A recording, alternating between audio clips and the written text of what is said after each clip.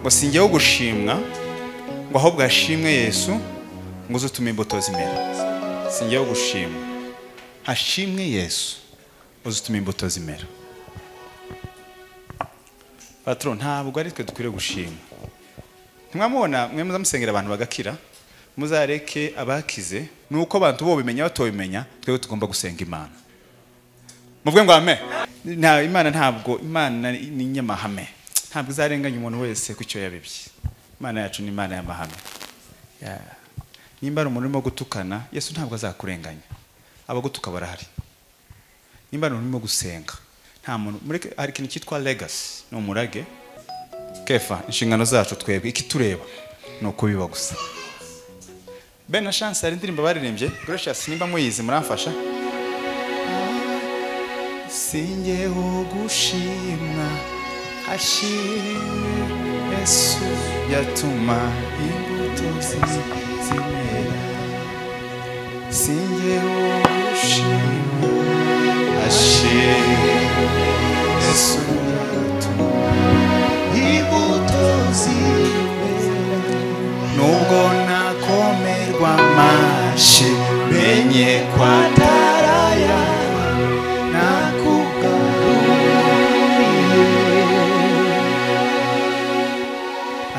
kandi kavuga gute?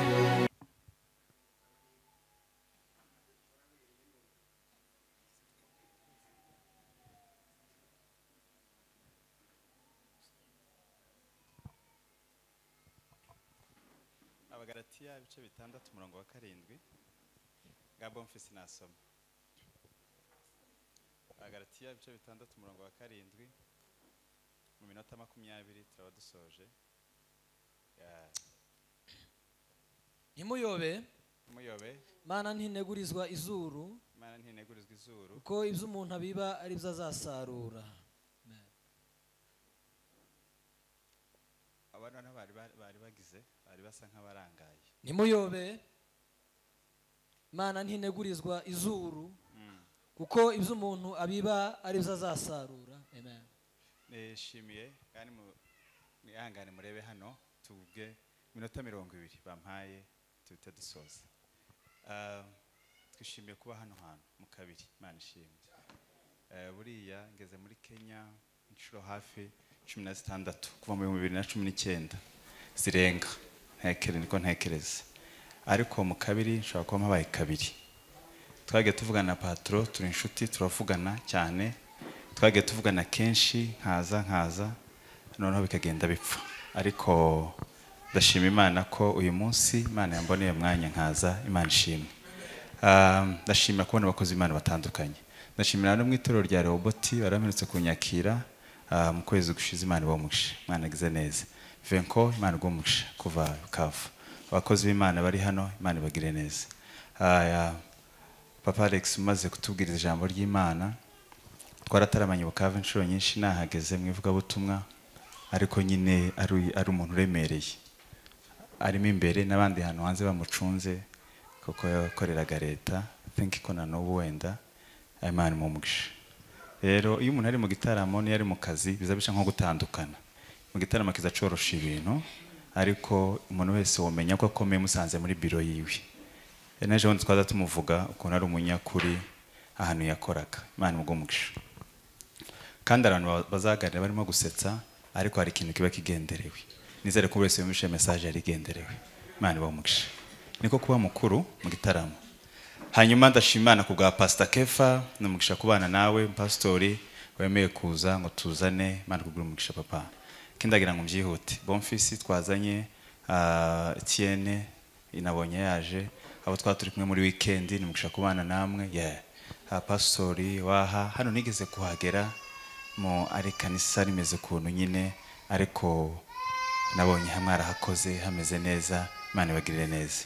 Gracious choir, mwebwe tuzatandukana ejo kuri airport mugoroba saa 10. Niho tuzatandukanira namwe kubera ko twari nifite indi gahunda, ariko nabo dufitanye gahunda. Mwagize neza kuza. Imana bamugisha. Ni timu nziza yari ifite concert. Abatarahabaye muzumva indirimbo nziza cyane. Amen. Nguno kuri piano pa. none kubera ko umwanya wanjye ari mutoya twari kuririmbana namwe, ariko wenda Imana nimfasha baraza kubaho undi mwanya abanyamasengesho twari gusirimbana namwe, ariko barambwira ngo ngire vuba kugira ngo ibyo bintu byose bikorerwe rimwe. Ntago banyimye umwanya, ariko no kugira ngo tubikorere rimwe, duhuza ama etage abantu batahe basubijwe nibyo. Nitwa Felix, ndashima Imana ko Imana yampaye uburyo n'umwanya bwo kuba hano. I'm with my young brothers. Mfite barumuna banjye babiri bari hariya. Iyo umuntu ari gukorera Imana ari kumwe n'abarumuna be biraryoshye. Ngaho ni muhaguruke mwebwe kubera ko two guys. Timo bitiranye uwo muremere niwo mutoya, uyu niwe mugufi wacu niwe mugufi wacu wenyine. Nakuvuga ngo uriya mutoya yavutse naraje mu Rwanda, uriya mwamubona muremure mwumva ko maze iminsi, niyo mbabonye rero mba numva nishimye kabisa. Ababiba tuzabona umusaruro wabyo, nidutore tuzanezerwa tubonye ibyo. Yewe wa musozi muremure bona wakora iki imbere ya Zerubabeli dukakubiki ababiba barira tuzabona umusaruro wabyo, niduturi biba tuzanezerwa tubonye ibyo twabibye. Twavuga ngo haleluya haleluya haleluya, tuvuge ngo haleluya haleluya haleluya. Bibiliya rero igira icyo bita amahame, naho twari turi muri Karuvali nababwiye ngo Imana iba mu mahame yayo kuruta amasengesho yacu.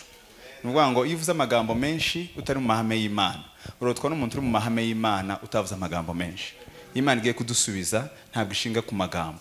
Gusenga utarihana cyangwa utarakizwa birotwa n'umuntu wakijijwe utarimo gusenga, kuko kuza bakakubwira ngo nubwira Imana bino iraguhereza bino, ariko utarabanza kwizera ngo Imana yawe, urotwa n'umuntu wayizeye ikaba Imana yiwe utoyibwira ikintu icyo ari cyo cyose. Imana iba mu mahame yayo kuruta icyo twita amasengesho yacu. Icyo nshaka kubabwira ni iki rero, iri ni ryo hame rikomeye muri Bibiliya kuruta andi mahame yose. Niyo principe kuri ino si ikomeye kuruta izindi. Imana ntinegurizwa izuru, icyo umuntu abiba nicyo azasarura. Ni ihame ryonyine muri Bibiliya riza rikora ku bapagani no ku bakristo. Abapagani n'abakristo rino hame baryubahirije riza ribageraho bose. Rero icyo nshaka kubabwira ni iki, hari ibintu biba mu ijuru bitaba mu isi, hakaba n'ibintu biba mu isi bitaba mu ijuru. Kimwe mu bintu bizaba mu ijuru biba ku isi bitazaba mu ijuru ni nko gushaka.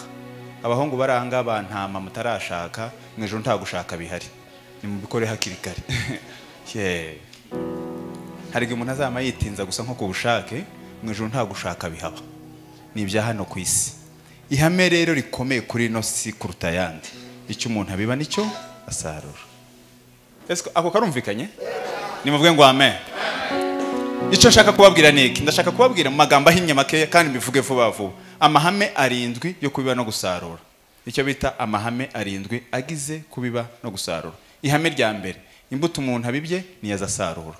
Niyo ugomba kubimenya, imbuto ubibye nizo usarura. Mu gitabo cya Luka 6:44, igiti cyose kimenyekanishwa n'imbuto zacyo, ntibasoroma imbuto z'umutini ku mugenge cyangwa imizabibu ku mufatangwe. Wahinze umufatangwe azasarura umufatangwe, wahinze umugenge azasarura umugenge, wahinze umwembe azasarura umwembe, wahinze avoka azasoroma avoka. Nitugera mu ijuru, Imana ntizambaza ko Felix abantu batankundaga, ntabwo ibizi. Imana izambaza umuntu umwe ntakundaga. Ikindi basugu gusarura imbuto yitwa gukundwa, ikindi bano guhinga imbuto yita gukunda. Bwana asifiwe. Ikindi basugu gusarura imbuto yitwa gukundwa. Iyo imbuto nyisaruye ushaka no kwisarura ku giti utabibye. Ariko ikindeba no gusarura imbuto yitwa gukunda. Hari ibintu bibiri nanda mbivuga ejo muri Karuvali abantu benshi batagira kandi bigura ubusa, ni ukuri n'imbabazi. Umuntu azaje gukunda umuntu kuvugisha ukuri bikamugora cyane, ka umunyamanyanga bikamugora kabeshya nta mushizeho pressure atahiwiwe. Icya kabiri, abantu bazaje kubabarirana utukosa tuno dusanzwe two mwisi, umuntu akazabanza agakanyaraza ukagira ngo niki cyateye kandi Yesu yarakubabariye. Nuko ngo ikitureba niki ni ugusarura imbuto ushaka kurya ari igomba guhinga kameme. Nimba abantu bashaka kuba abanyamasengesho nimusenge, nimba mushaka kuba bavuga butumwa nimusome ijambo ry'Imana, nimba mushaka kuba abaririmbyi beza nimuhimbe indirimbo, nimba mushaka kuba abanyamuziki beza nimwige senti, nimba mushaka kuba abapasitori beza nimukurikiza amahame y'ijambo ry'Imana. Niyo principe gusa, si ukubyifuza, ntabwo ari ikindi. Imbuto umuntu ashaka kurya niyo azahinga. Ako karumvikanye. Isame rya kabiri, we determine the size. Ni ukuvuga ngo umuntu agena umusaruro atarahinga. Pastor Kefu niyo mpamvu igitabo cy'Abakorinto cyavuze ngo ubiba nkeya azasarura nkeya, ubiba nyinshi azasarura.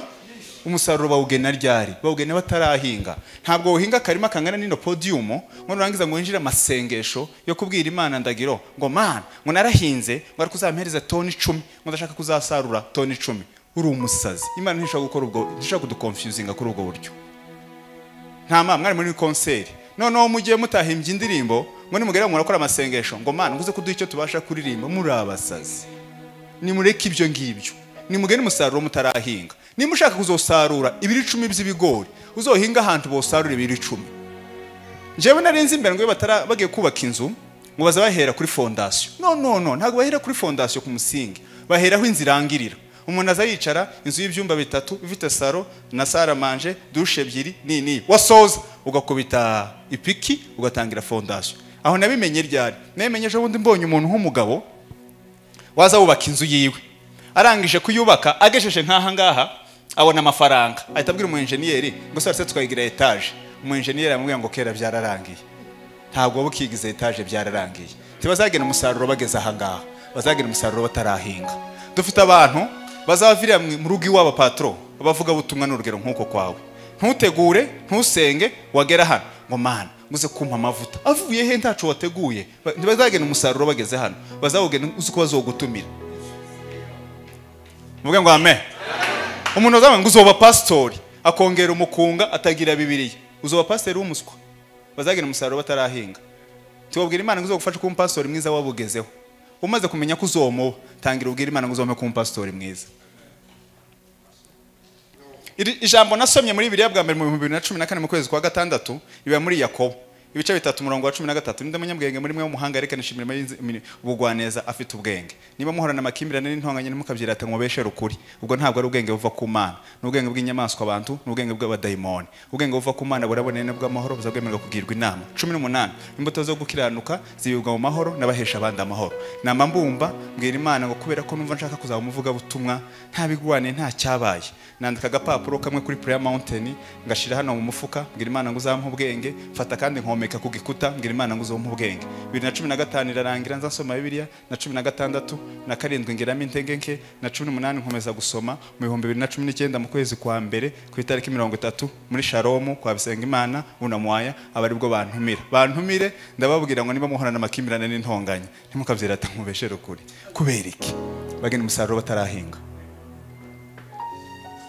Umugabo umwe ngo yaguze ipataro ngo asanga itamukwiriye, agere mu rugo yipime ngo ntiyamukwira. Abwira umugore ngo nacumba umutsima munini ngo ararya mpaka imukwiriye. C'est impossible. Uko umutsima wa none uratuma ipataro inkwira. Ino pataro zo gukwira hashize ku mwaka wose. Nuko ngo n'imipataro itagukwiriye none si ikibazo cy'umutsima wa none, ni ikibazo cy'umutsima w'umwaka ushize. Tuvuge ngo amen. No, abantu barashaka iby'Imana ntabwo ari uko. Nusoma Bibiliya uzoyimenya, nutayisoma uzoyiyoberwa. Kandi ubuzima bwose ni imbuto patro. Bwose ni imbuto. None abazi imbuto ngo gutanga amafaranga. No. Nusoma uzomenye, nudasoma ntuzomenya. Niba waje gutaramukarangara, nta curi bumenye. Nuba amaso urakimenya. Nta bindi nta zindi za haleluya zikenewe. Noneho twanane gukwepa amahame y'Imana, twiga kantu kitwa gusenga. Tugira ngo gusenga bizaza byose. Muzoreho umusaruro nimbungana nuko tuzadusenga. Tuzadusenga amasengesho menshi umusaruro mukeya kubera iki? Dusengera hirya y'amahame y'ijambo ry'Imana. Ihame rya gatatu ni ihame riza ryitwa ngo umunsi wo kubiba si wo munsi wo gusarura. Hazacamo igihe. Umunsi wo kubiba si wo munsi wo kugira gute? Wo gusarura. Hazacamo igihe. Patron nkunda gutanga. Ese turi kumwe mwese? Nguhaye igi ufite uburenganzira bwo kurirya umureti. Nguhaye igi pa ufite uburenganzira bwo kureka akazavamo inkoko ukarya inyama. payiga ikefa ati uburenganzira bwo kutarya umureti cyarya inyama, akareka akavamo amagi 10 akarya 2, ayandi 2 8 akavamo inkoko, akarya inkoko 2 agasigarana inkoko 6 na yindi ya mbere zikaba zibaye 7. Yahaza umureti yari inyama afite n'ifamu y'inkoko. Ntabwo ari ikibazo c'amagi, mwese ryari rimwe rimwe, ni ikibazo cyo kwihangana.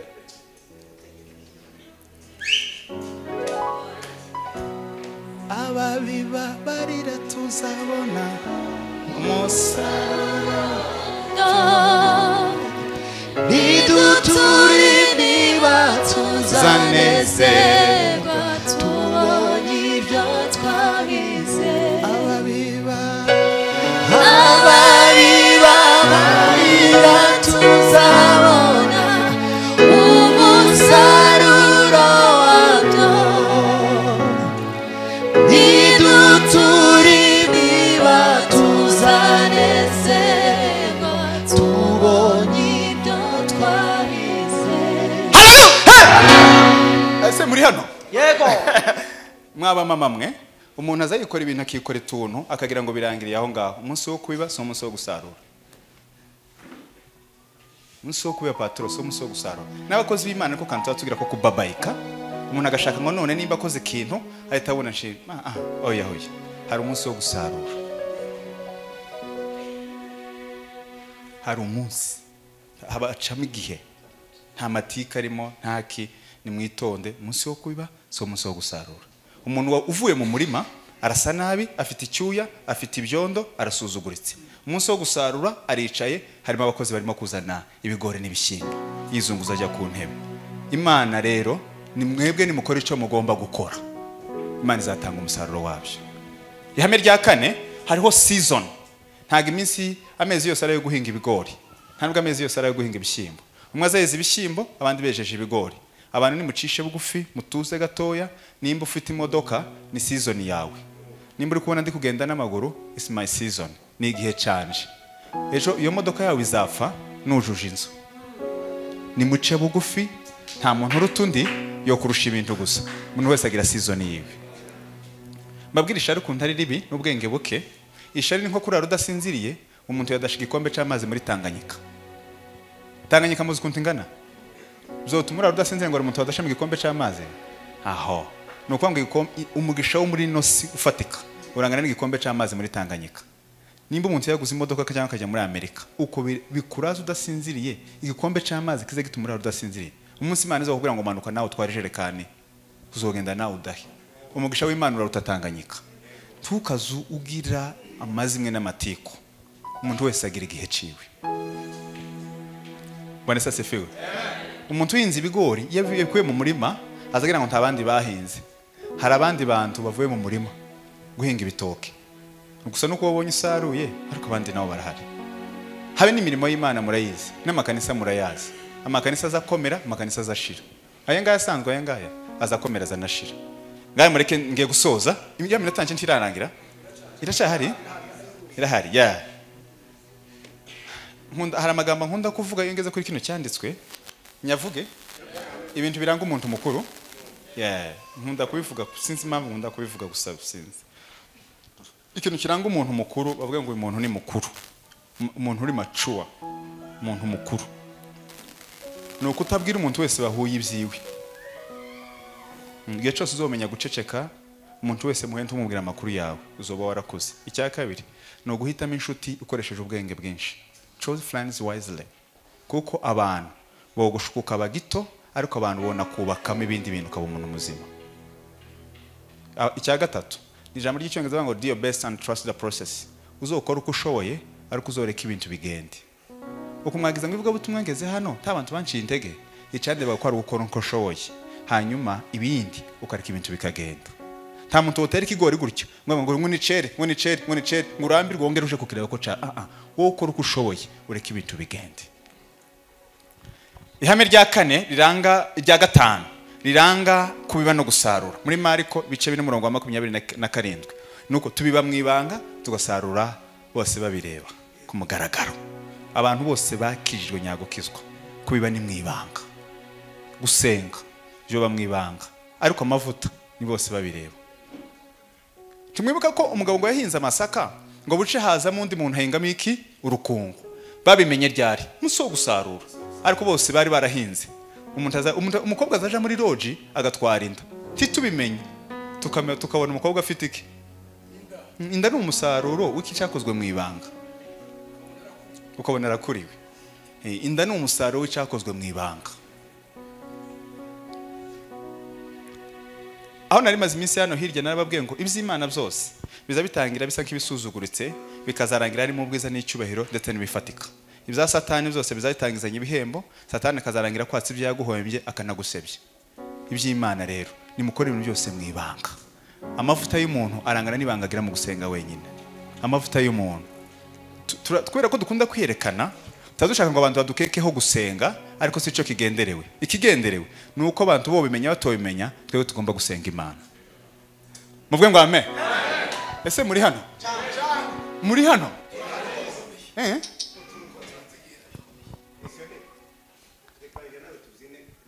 ni bacuranga umukonga ni bacuranga n'utsungu n'ucuranga ngacuranga gakonga pa wihute ka kompanyema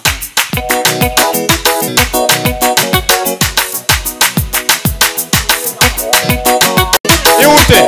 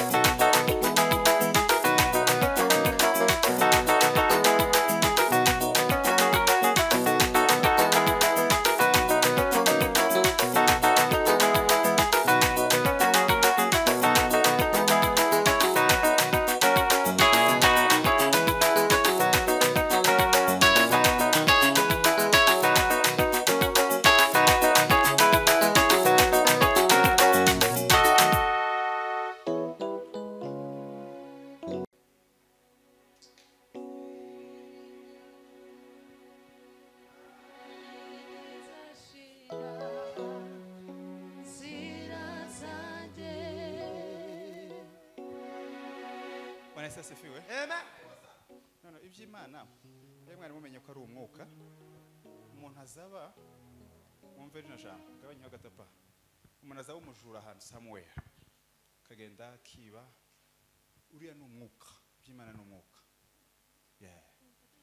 ntabwo womenye igihe byagereye ku rubyaro rwawe ntabwo wabimenya si uko urubyaro rwawe rimbuka kubera wowe ariko the struggle bazagorwa n'umwuka wabashyizeho uko nguko n'umumama ujya gutarama usoma ijambo ry'Imana ku bushake ukorera Imana bikuye ku mutima sa spirit ni umwuka uzugenda ukagera kuri ba bantu bamwe n'abamukira rero kubiba ni mwibanga ariko umusaruro w'ibyo wabibye mwibanga bizagaragara nimvuga gutyo rero ntukazamutekereza ikintu kibigihe cyose n'igihe rero gukorera Imana ikintu cyiza n'igihe wagikoze mwibanga mwamubona reka mbabwire wenda ku mafaranga bavuze ngo nibatanga amafaranga sibyo nshaka kuvuga dushiramo hano mu gaseke hafi ya twese dushobora gutanga 1000 ariko bavuze ngo mufate mikrofone muvuge twotanga 1010 kubera iki habamo akantu ko kuyerekana ariko umuntu watanze 1000 agishizeho abantu batabizi n'umuntu wagitanze akivuze byombi birangana Imana ireba umutima wabikoze amen amen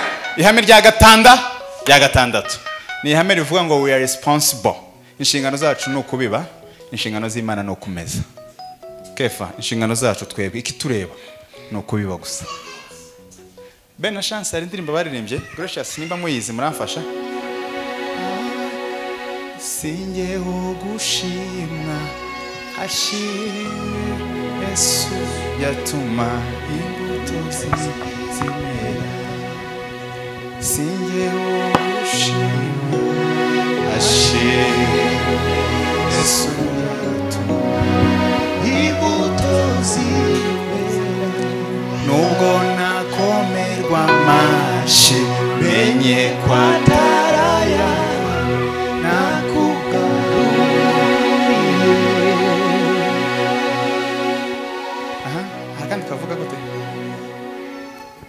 bararembye baravuga ngo nubwo nakomerwa amashi ngo menye ko atari ayanjye ahubwo nyakugarurire ngo singeho gushimwa ngo ahubwo hashimwe Yesu ngo uzutume imbuto zimera. Singeho gushimwa, hashimwe Yesu uzutume imbuto zimera. Patron, ntabwo ari twe dukwiriye gushima. Ntimwamubona mwe muzamusengera abantu bagakira, muzareke abakize aribo batumenyesha uko bakize. Nta muntu Yesu n'umwe yasengeye avuga amagambo menshi. Abo yasengeye bose yaracecetse. Twage tumenyeshwa nuko bango niwe wankijije. Kandi ikindi cya kabiri, intego Yesu ntabwo kwari kudukiza imibiri. Abantu bose Yesu yakijije yongeye kubageraho. Arabaza ngo suza umuntu wagukijije ni wowe. Icyari gihagije se gukira imibiri nuko bagomba kwizera uwabakijije. Uvuge ngo amen. Hame rya nyuma rero nsoza ni rivuga ngo byanga byakunda bitinde bitebuke. Ariko kuri iryo ngiryo rya nyuma reka mbabwireho ijambo rimwe. Bwana Yesu asifiwe. Bwana Yesu asifiwe. Hano ushaka kuba mukunda umukunga cyane. Muri kurumva? Imvura murayizi? Ishinzwe iki? Ishinzwe ikintu kimwe. Nukumeza icyo wateye. Nicyo imvura ishinzwe gusa. Nizi nyagira ibigori bikera, nuhinga ibigori, ugahinga n'ibishimbo, ugahinga n'urumogi, byose uzeza. Kubera ko imvura izinyagira urumogi, neza inyagira ibishimbo. Imvura izinyagira ibishimbo, neza inyagira ibigori, neza inyagira amapome n'amaronji. Imvura gusa nta kindi ishinzwe no kunyagira no kumeza icyo wateye. Niyo mpamvu abafite gukora ubugome Yesu ntazabambura imyaka yabageneye. Ni mu bukore mu mareyo. Abafite gukiranuka ni mukiranuke Yesu. Imyaka yaguhaye azakanda stop. Imyaka yawe niyo mvura Yesu yaguhaye kugira ngo ukore ibyo ugomba gukora byose. Ariko muri ibyo ngibyo urimo gukora hazavaho umusaruro wabyo. Muze mutekereza Imana yaduhaye Yesu. Yesu yemeye kuba akabuto kishaka. Ni imbuto yagiye mu butaka. Aravuga ngo akabuto kishaka ariko nyine ngo kazakera imbuto nyinshi. Ngo akiyo gapfuye kazakera imbuto nyinshi. Ni Yesu waza wivuga. Yaza banga ibyiza byanjye nuko napfa hakazavamo ba Petero. Ba Petero bapfa hakazavamo ba Felix. Muvuge ngo amen. Amen. Yeah. Turiho kugira ngo tuzapfe ariko tuzapfa kugira ngo tuzazuke. Niyo principe ubundi. Turiho kugira ngo tuzapfe ariko tuzapfa kugira ngo tuzazuke. Ihame rya nyuma ni rivuga ngo we usual. Byange bitinde bitebuke bishuhe uwo mwana niba mwiteho bitinde bitebuke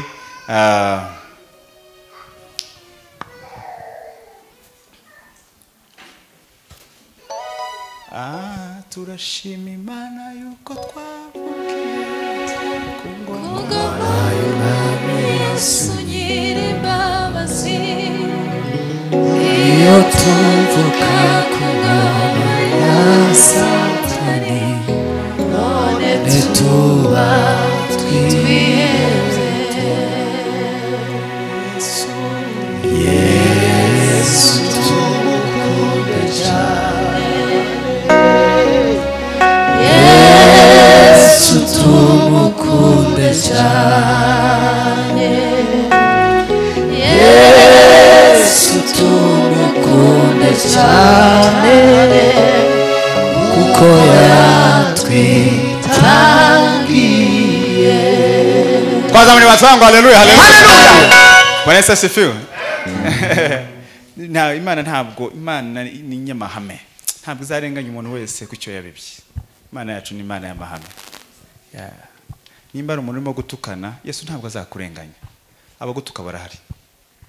Nimba umuntu urimo gusenga nta muntu hari ikintu cyitwa legacy no murage. Umuntu wese wakora Imana bikuye ku mutima. Niwo murage wonyine ushobora gusigira urubyaro rwawe ntibazarunyage. Dosiye yawe abantu bashobora kuyigura bakazayigenda mukaguma muri Kenya ariko umurage wo gukorera Imana nta muntu ushobora kukunyaga. Nimba waramenye Imana neza nta muntu uzabikunyaga.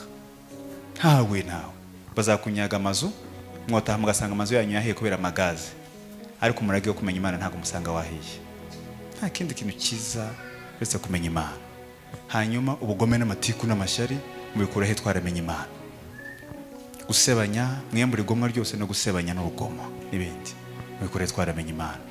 Mu bintu bimwe nanga patro n'abanyamasengesho basenga iminsi 40 bakanga n'abantu batatu nimukore kimwe nimwangane mureke no kwiriza murye muhage mwambare neza mwangane mufite fresher cyangwa musenge kamera itsindwe abapastori amazimwe n'amatiko bafite bibiliya hano mukwaha amateoloje dashira n'ibindi bizagenda gute mwaba mama abantu bokora ubugome bafite urubyaro nabo ntago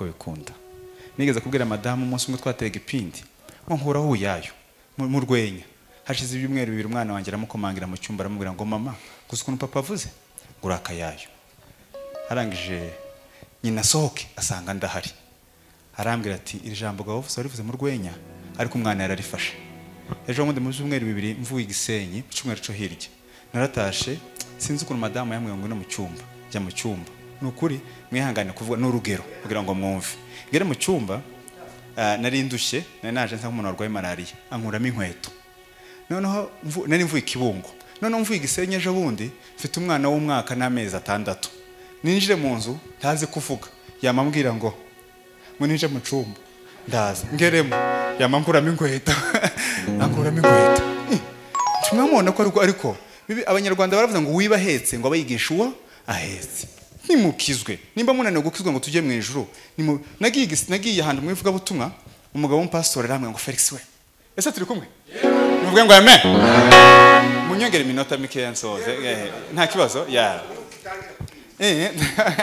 wego urafashwe wo maze amezi 8 go maze amezi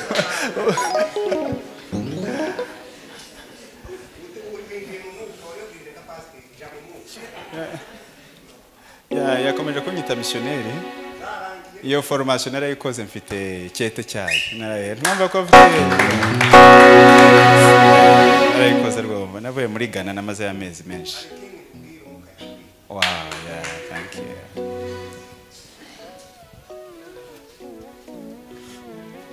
Nanobu Yesu arachakiza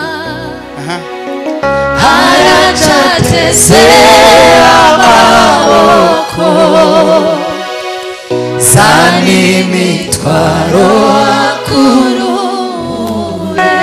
sani mitwaro akurure arakandi kabango reka kureba wireba ingano itawe shirabangu ikubitibere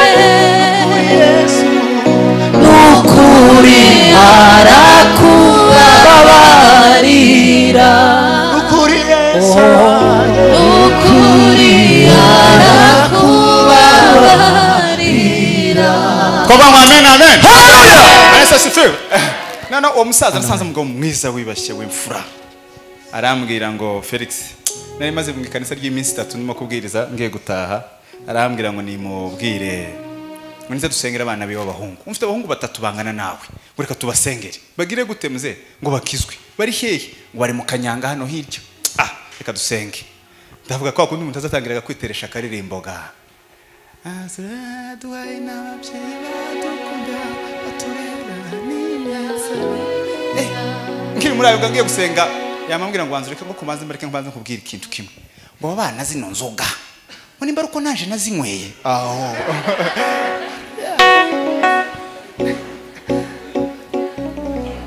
mwabona bazabwira umwana w'umukobwa ngo reka amanyanga akazagira ngo baramwanga uzoshaka uzozara utakiyashoboye noneho utakiyashoboye abana baye mwagize ngo abana bose bagira inyota izi nyota abana bagira zo kunywa inzoga bamwe nabamwe si izabo nizabasi abana mzo hano kuri kwima nimba umuntu azamasa gutyo ngo arasana banyirarume ngukuntu yirebana ni banyirarume kuri yadusinyuma neza nabamuyomba naba papa nabandi mu buryo buri spiritual umuntu atarabicyari mwegisha abafite miliya miterere muvuge ngo amen nukugora urubyaro byanga byakunda tuzobona n'Imana yabikoze ni principe mwabona kano gashati nambaye kaguze mu 50 muri TD1000 ntabwo bakanteye umuntu yaje mu rugo umwana umwe wamfashe kwimuka Kigali namwe ati waramfashije ndaguha ikoti n'amashati 2 kuwa gatandatu ku cyumweru mbwirize muri gisubizo umukobwa uri muri Amerika ndakugura amashati 2 none igihe nigeze kuzibukavu madamu yigeze gusara ngo arashaka siperi nta mafaranga yayo mfite ngo ngo arayishaka sawa nzoyigura ihangane ndabwiriza umunsi wa mbere kwa kabiri kwa gatatu muri Karuvari ngiye gusoza venko haguruka umuhungu mudamu mukantuzi yamaturuka yamahaguruka nkari ati murangije igitaramo ati mutima wambwiye ngo hagira abagore bamfasha hano tugure no mushitsi siperi babarayiguze ariko yavuye hehe burana navuye mu rugo nabwiye madamu ngo nafata ikigo c'abana b'imfubye ati wabahe nko kubitenge hariye numva bigiye nko kumugora imbibazi ryanka bitatu noneho hashire nk'iminsi nkingahe numva ageze nk'umutima wo kubitanga aje gutanga atanga 10 umugore watanze ibitenge 10 takaba tagize nzibukavu bamuha siperi n'Imana yacu niko imeze ico umuntu heba nica azasarura ni sa principle ni principe n'amahame ni ihame soza barundi rugero rwa nyuma nutunza ngenda mbona twize ninje mu modoka nkunda kwivuga cyane ngeze Nyabugogo ndushe shira igikapu hagati y'amaguru hamuhungu ari wicana ku ruhande yamukomeza kugikubita kikapu kigutwaye iki ngo kurambangamira mbura hantu ngishira twatwicaye imbere muri kwasteri turagenda tugegera mu rubenge none nagiye ijoro ryose namanywa narushe kazarankubita umutwe gutya none nkagera ari igikapu kire nkakaje kandi numva ragikubise nkama nicuna none ngishira then n'umuhungu ndavuga ati n'umuhungu yangoye wowe uko mukubita